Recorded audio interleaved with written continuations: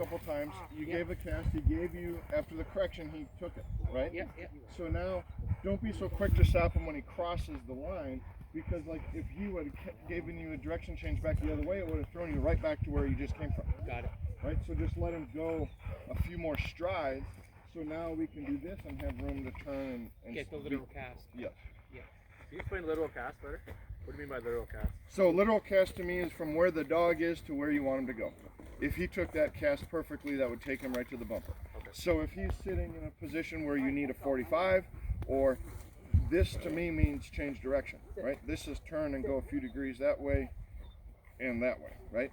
So when they're just offline, that should be a straight cast. If they get over there and now I need a 45 because that's what would take him perfectly to the bumper, then I'll give a bigger cast.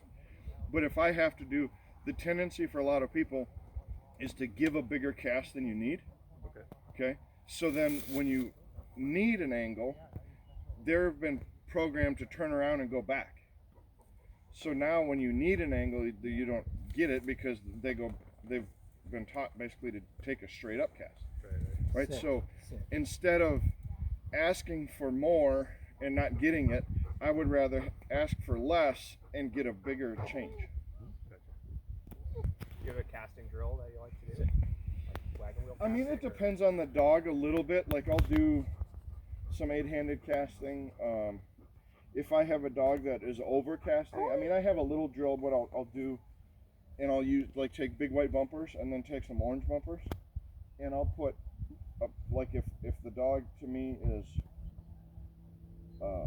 say they're not giving me much direction change, I'll put a pile of big white bumpers a little closer, and then I'll exaggerate like they'll have to go past the pile of white bumpers to cast to the other ones, so then I can like sit them down, and I'll do so they start to know the difference between back, which means go to the pile of white, or silent means change direction, and vice versa. If they're overcasting, then I'll put like two white piles wider, and the back pile kind of drive them through, so I can go back when they have to turn and go through the bumpers versus just jump into the first pile that they see. So that's kind of what based on what they're doing, I'll go back to that some.